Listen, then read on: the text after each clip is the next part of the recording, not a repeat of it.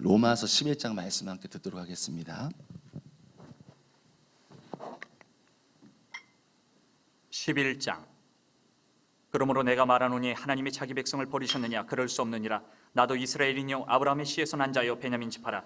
하나님이 그 미리 아신 자기 백성을 버리지 아니하셨나니 너희가 성경에 엘리야를 가리켜 말한 것을 알지 못하느냐? 그가 이스라엘을 하나님께 고발하되 주여 그들이 주의 선지자들을 죽였으며 주의 제단들을 헐어버렸고 나만 남았는데 내 목숨도 찾나이다 하니 그에게 하신 대답이 무엇이냐? 내가 나를 위하여 바알에게 무릎을 꿇지 아니한 사람 7,000명을 남겨두었다 하셨으니 그런즉 이와 같이 지금도 은혜로 택하심을 따라 남은 자가 있느니라.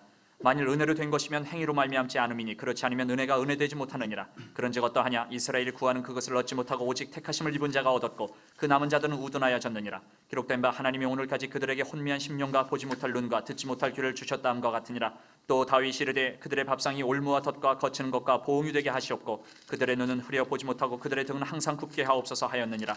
그러므로 내가 말하노니 그들이 넘어지기까지 실족하였느냐? 그럴 수 없느니라. 그들이 넘어짐으로 구원이 이방인에게 이르러 이스라엘로 시기나게 함이니라. 그들의 넘어짐이 세상의 풍성함이 되며 그들의 실패가 이방인의 풍성함이 되거든 하물며 그들의 충만한 일이요 내가 이방인이 너희에게 말하노라. 내가 이방인의 사도인 만큼 내 직분을 영광스럽게 여기노니 이는 혹 내 굴욕을 나무쪼록 시기하게 하여 그들 중에서 얼마를 구원하려 함이라.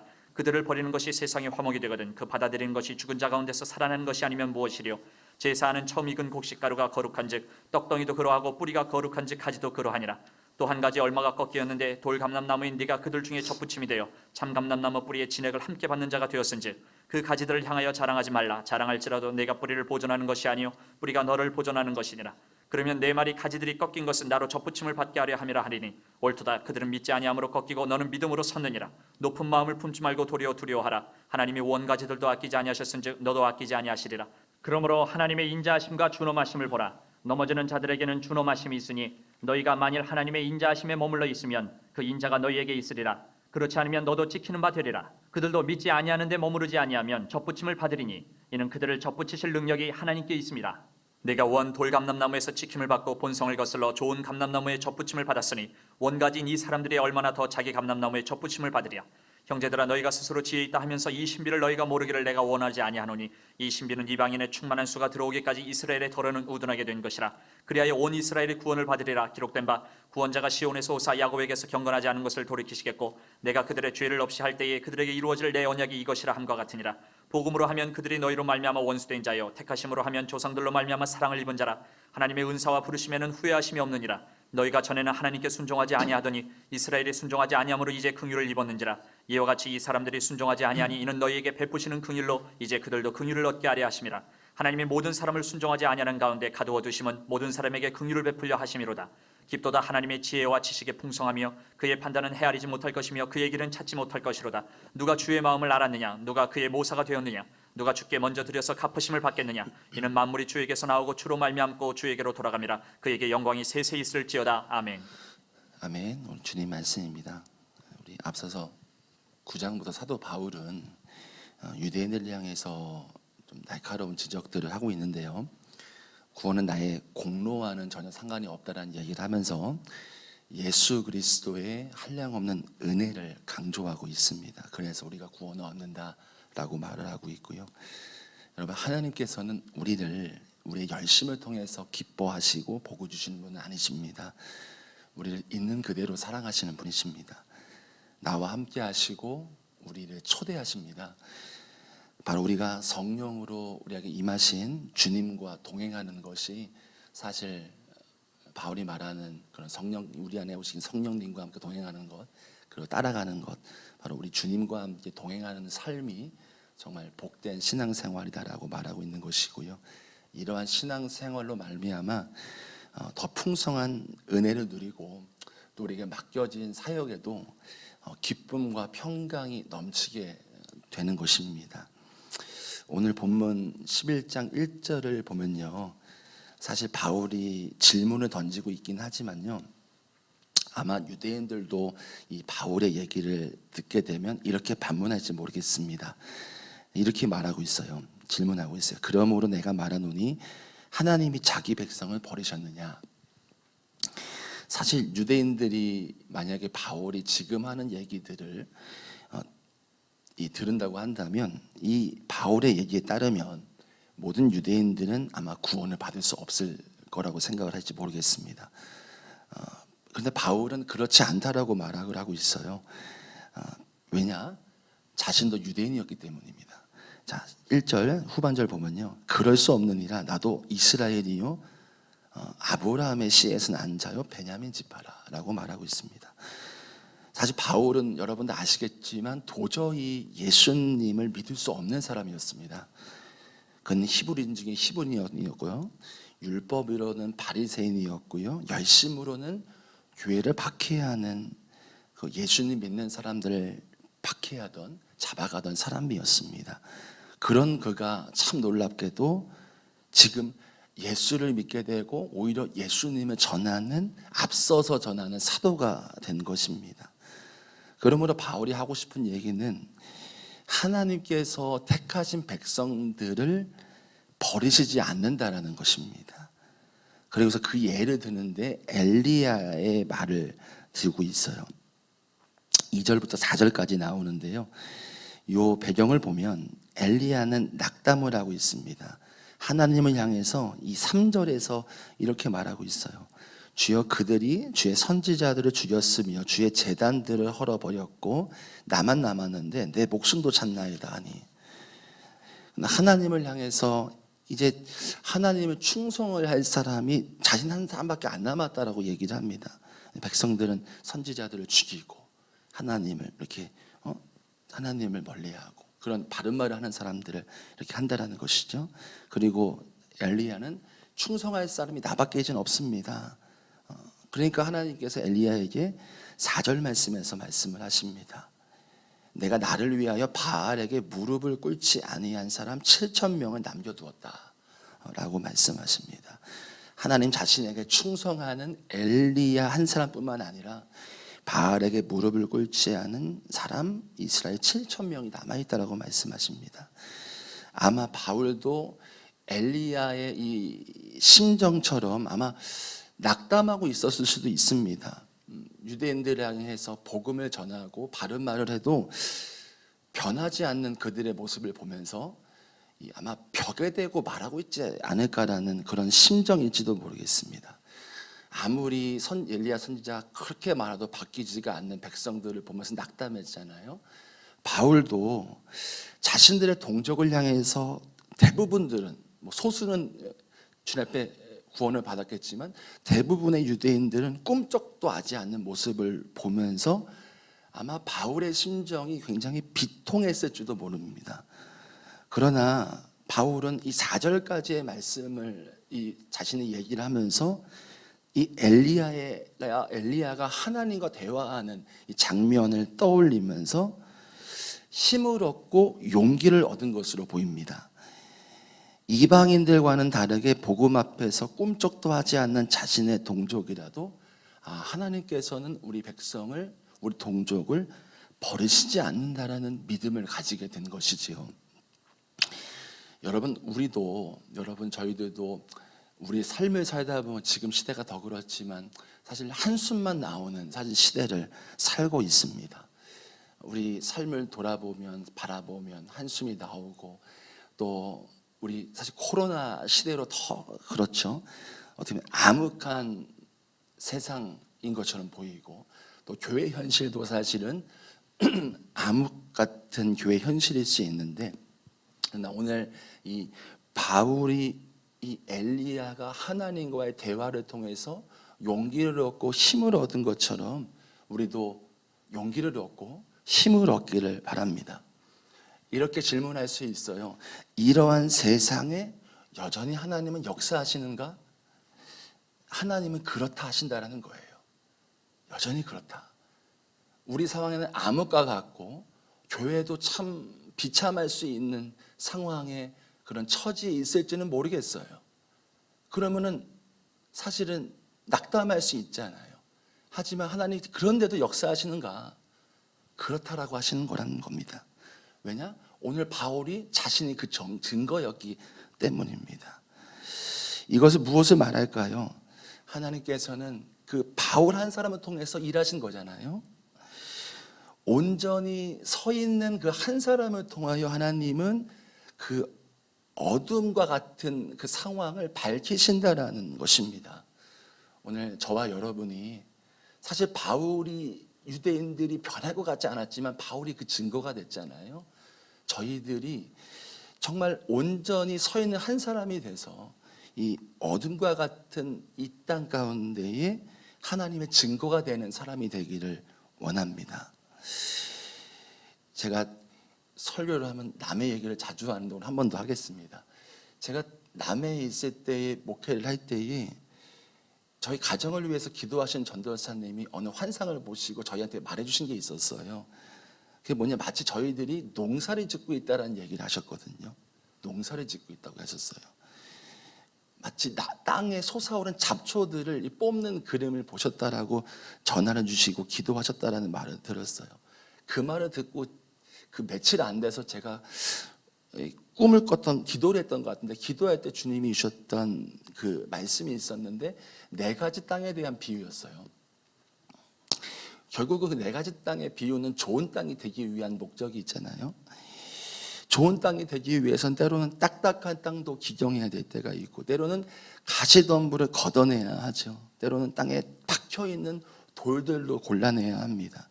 그래야 마침내 좋은 땅이 되고 마침내 씨가 뿌려져도 잘 자라나게 되는 땅의 토대가 되는 거 아니겠습니까?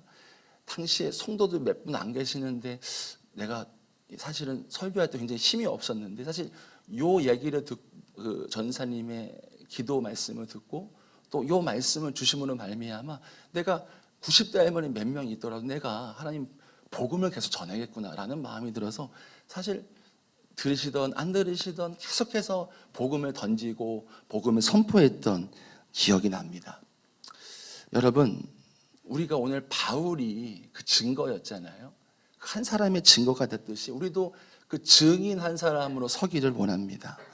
여러분, 우리 상황 가운데 절망 가운데 또 깨어져 있는 가정이 있다고 한다면 그곳에서 우리가 그런 어둠 가운데에 증인으로 설 수 있는 한 사람 되기를 원합니다. 사회생활 하다 보면 부패가 있고 불법이 있는 사회 구조나 그런 회사가 있을 수 있습니다. 그 가운데 우리가 증인한 사람으로 서기를 원합니다. 하나님의 증인으로요. 우리 교회가 있는 이 중원구 땅은 사단의 어찌 보면 강력한 묶임이 있어요. 복음을 전해도 이 땅의 영혼들이 마음이 딱딱한 것처럼 느껴질 때가 많지만, 그러나 우리 교회가 우리 교회라고 말할 수 있는 성도분들 우리 모두가 하나님의 증인으로 우리가 이 땅에 서 있기를 원합니다. 여러분, 하나님께서는 이 바울 한 사람을 통하여 유대인들의 구원을 위해서 기도하게 하시고 복음을 전하게 하셨습니다. 증인이 되게 하셨습니다. 그것처럼 우리도 하나님의 증인이 되어서 우리가 그 땅에, 어둠과 같은 그 땅에 서 있는 저와 여러분 되기를 원하고요.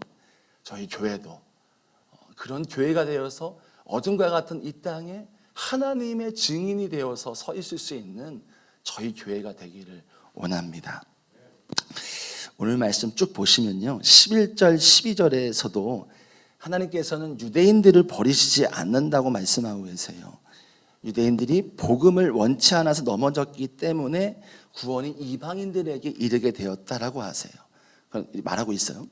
그런데 이것은 유대인들이 영원히 못 일어나도록 넘어진 게 아니라 이방인의 구원을 보며 질투나게 하기 위함이라고 말하고 있습니다.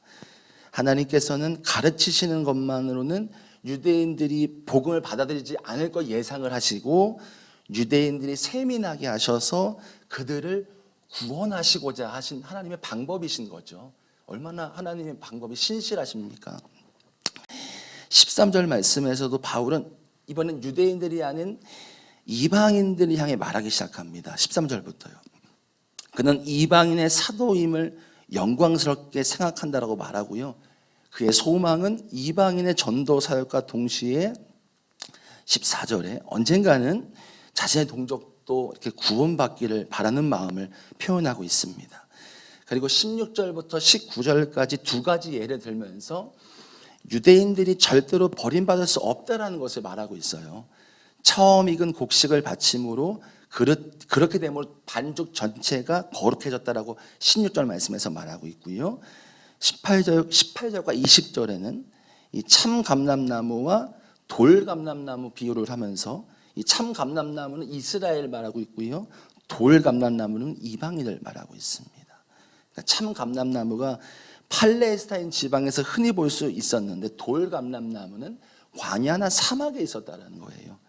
이방인들이 광야의 사막에 있었다라고 한다면 이제는 하나님의 은혜로, 전적인 은혜로 참감람나무 줄기에 접붙임되었다라고 말을 하고 있죠.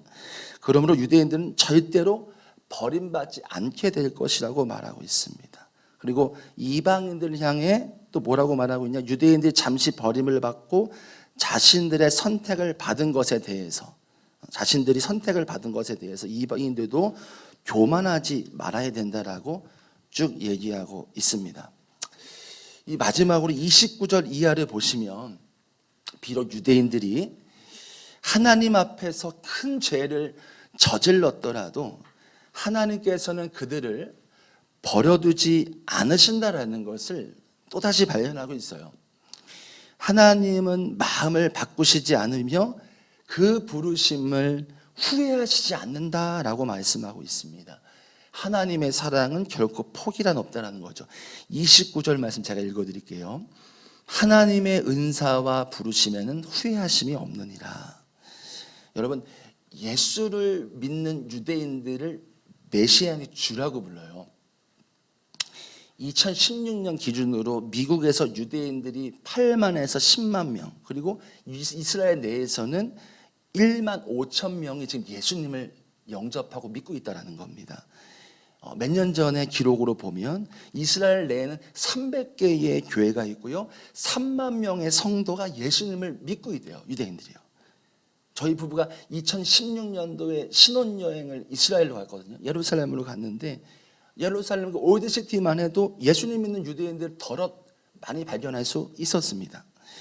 여러분, 최근에도 많은 유대인들이 회심하고 예수님을 영접하는 사람들이 늘어나고 있다고 합니다. 사실 바울 당시에는 상상할 수도 없는 일이었을 거예요. 오늘 31절 말씀이 사실 지금 살고 있는 저희들 시대에 이루어지고 있는 것만 같습니다.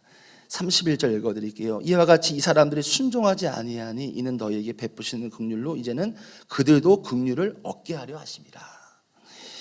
하나님께서는 유대인들을 향한 부르심이 결코 철회되지 않았다는 것을 우리가 이 시대에도 충분히 뉴스를 통해서 볼 수 있다는 것이죠. 여러분, 사실 유대인들의 회복이 정말 중요합니다. 왜냐하면 유대인의 회복이 바로 예수님이 돌아오실 재림의 전조이기 때문입니다. 복음이 모든 민족에게 전해지고 이방인의 수가 다 찰 때에 유대인들은 하나님의 그 자비하심을 보면서 회개하고 돌이킬 것입니다. 이스라엘은 회복할 것입니다. 지금도 여러분, 수많은 유대인들은 하나님과 오랜 시간 싸우고 있어요. 복음을 거부하고 예수님을 인정하지 않습니다. 그리고 하나님께서 그런데 그냥 내버려 두시냐? 그렇지 않다라는 거예요. 그러나 하나님께서는 그들을 그대로 내버려 두시지 아니하시고 끝까지 유대인들을 추적하시고 찾아내셔서 구원으로 이끄신다라는 것입니다. 오늘 말씀이 그 약속이고요. 그리고 그 약속이 이루어지는 것을 우리가 현재 살면서 보고 있고요. 유대인들의 구원을 위해서 지금도 여전히 하나님께서는 그들을 찾아다니신다는 것입니다. 하나님의 유대인들을 향한 추적은 아직 끝나지 않았다는 겁니다. 이처럼 하나님의 사랑을 우리가 볼 수 있습니다. 유대인들을 향한 하나님의 사랑을 볼 수 있습니다. 그 사랑은 결코 포기하지 아니하시는 사랑이라는 것입니다. 여기에서 여러분, 우리는 하나님의 우리를 향한 택함 받은 백성을 향한, 우리를 향한, 저와 여러분을 향한 하나님의 포기하지 아니하시는 사랑을 볼 수가 있습니다. 여러분, 비록 유대인들이 하나님께 불순종했죠. 그리고 하나님의 복음을 거부하고 예수님을 인정하지는 않았지만 오늘 말씀에서 약속하고 있잖아요. 그래도 포기하지 않을 거야. 추적해서 너희를 찾고 너희를 구원해낼 거야. 하나님 약속하고 계시잖아요. 계속 추적하셔서 그들을 구원해내시잖아요. 우리에게도 마찬가지다 싶습니다. 영국의 시인 중에 프랜시스 톰슨이라는 사람이 있는데 그 사람이 예전에 노숙자였고 마약 중독자였다라는 거예요. 그 사람이 쓴 시 중에 유명한 시가 있는데요. 하늘의 사냥개라는 시가 있어요. 하늘의 사냥개. 이 시를 좀 부분적으로 읽어드릴게요. 나는 밤이나 낮이나 하나님을 피했고 여러 해를 지나며 그를 피했다. 나는 나 자신의 마음의 미로로 그를 피했다. 그리고 많은 눈물 속에서 나는 그로부터 숨었고 연속적인 비웃음 속에서 숨었다. 그러나 재촉하지 않는 추격과 당황하지 않는 발걸음으로 침착한 스피드와 당당한 긴박성으로 내 마음을 때리셨다. 그리고 한 소리가 들렸다. 그리고 결말이 온다. 내가 도망가던 그 발걸음은 멎었다. 사랑스럽게 펴신 그의 손의 그림자야말로 내 마음의 슬픔이다. 아, 사랑스럽고 눈멀고 약한 자여, 나는 그대가 찾고 있는 바로 그로다. 그대의 사랑으로 내가 향하기를, 나를 이끌기를. 이런 시인데요. 이 하늘의 사냥개라는 이 시에서 톰슨이 말하고 있는 사냥감을 찾는 하나님의 사냥개는 무서운 사냥개가 아니라 마치 사랑하는 연인을 쫓아가는, 찾는 사랑을 말하고 있습니다. 하늘의 사냥개가 이 노숙자였고 마약 중독자였던 나를 끝까지 쫓으셨고, 그리고 그 도망의 발걸음을 멈추시고 나를 끌어안아 주셨다는 하나님의 품을, 그 사랑스러운 하나님의 품을 말하고 있는 것입니다. 여러분, 톰슨도 그렇지만요, 이 고백도 그렇지만요, 하나님께서는 지금도 당신을 향해 도망가고 있는 온 인류들을 향해서 끊임없이 추격하고 계시다라는 것입니다. 여러분, 하나님은 자신의 독생자 예수 그리스도를 이 땅에 보내주셨어요. 오늘도 한 영혼의 구원을 위해 끊임없이 추적하십니다. 때로는 우리의 믿음의 성도분들도 살면서 죄와 수치스러운 모습, 넘어지는 모습이 있을지 모르겠어요. 믿음의 실패가 있을지는 모르겠어요. 그러나 하나님은 우리도 포기하지 아니하시고 우리를 저버리지 아니하시고 우리를 찾고 계시다라는 거예요. 우리의 연약함을 아시고 우리를 변함없이 사랑하셔서 우리를 추적하시고 찾아내셔서 우리를 품어 안으시고 온전케 하시고 회복시키시는 그 하나님의 은혜가 에게도 있지만요, 저와 여러분에게도 있다라는 것입니다.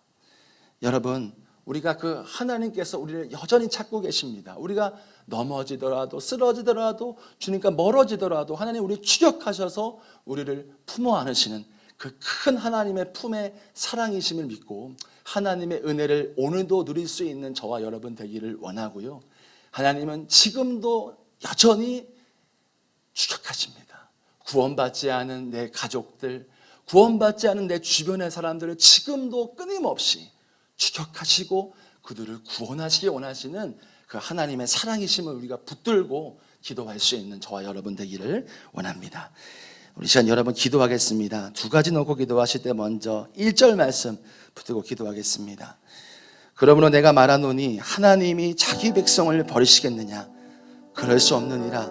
나도 이스라엘이요 아브라함의 씨에서 난 자요 베냐민 지파라.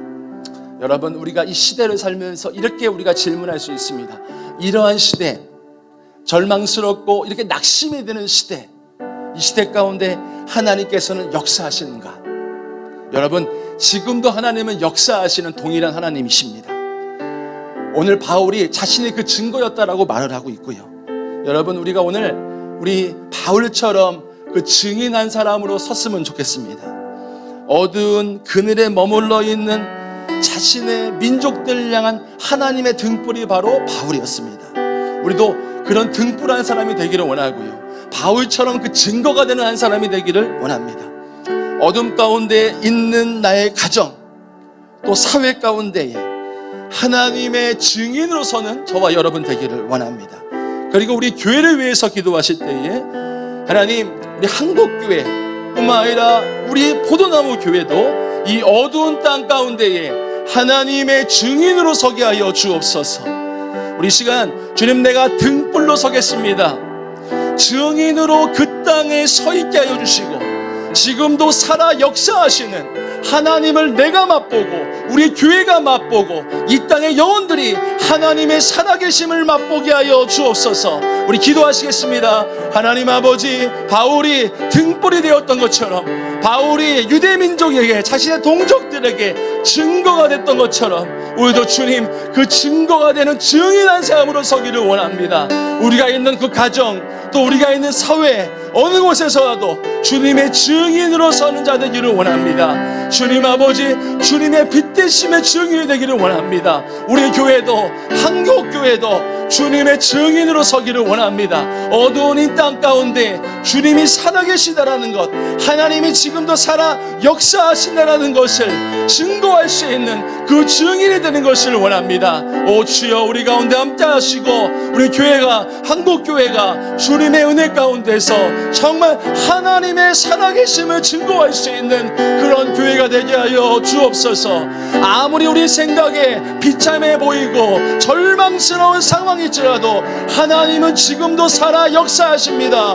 우리 가정에 역사하시고 우리 교회에 역사하시고 이 땅 가운데 역사하시는 동일한 하나님이십니다. 주님, 우리가 상황 바라보지 않고 주님을 바라보기를 원합니다. 주님의 은혜로 말미암아 모든 상황을 하나님의 선으로 바꾸시고 하나님의 역사하심으로 바꾸어 버리시는 그 하나님의 살아계심을 우리가 맛보게 하여 주시고, 믿지 않는 모든 영혼들, 또 이 땅의 모든 영혼들이 하나님의 살아계심을 주여 부족한 우리를 통하여, 부족하지만 우리 교회를 통하여 맛보게 하여 주옵소서. 주님, 우리가 증인되기 원합니다. 우리가 하나님이 살아계신다는 것을 증거할 수 있는 증인으로 오늘 하루도 서기를 원합니다.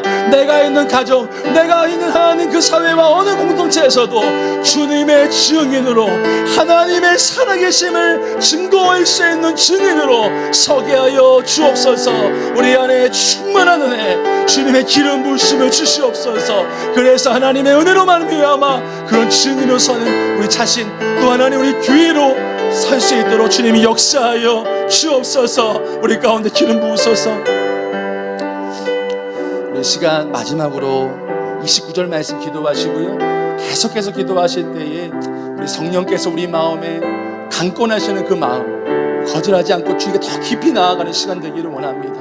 오늘 하루 앞서 기도했지만 우리가 살 수 있는 것은 오직 은혜입니다. 우리가 이 시간 마지막으로 29절 붙들고 기도하시고 계속 기도하실 때에 은혜를 구하면서 기도했으면 좋겠습니다. 주님의 생명이 내 안에 부어질 수 있도록 깊은 보좌 앞으로 나아가는 기도가 되기를 원합니다. 29절 말씀 붙들고 기도하실 때에 하나님의 은사와 부르심에는 후회하심이 없느니라. 여러분, 하나님의 사랑은 결코 포기하지 아니하시는 사랑이세요. 하나님께서는 지금도요, 현재를 살고 있는 지금도요, 유대인들을 추적하시는 것처럼요, 믿음의 사람들, 우리가 때로는 불순종으로 넘어지고 실패하고 절망하고 그렇지만 우리를 저버리지 아니하시는 그 하나님의 사랑과 그 품이 있다라는 것, 그 품에 하나님이 안겨주신다라는 그 은혜로 말미암아 우리가 날마다 새 힘을 얻기를 원합니다. 뿐만 아니라 온 인류를 추적하고 계십니다. 하늘의 사냥개인 그리스도인들을 통하여서 구원받지 못한 수많은 사람들을 지금도 하나님은 추적하고 계십니다. 여러분, 우리가 하늘의 사냥개가 되기를 원합니다. 한 영혼을 귀하게 여기시는 하나님께 쓰임받는 저와 여러분 되기를 원합니다. 우리 마지막으로 이 기도 제목 붙들고 기도하시고 계속 기도하실 때요, 주님, 나를 추적하셔서 고치시고 싸매시고 온전케 하시는 그 은혜를 감사합니다. 나를 하늘의 사냥개로 삼으신 주님, 지금도 구원이 필요한 그 영혼들을 위해 나를 보내어 주옵소서.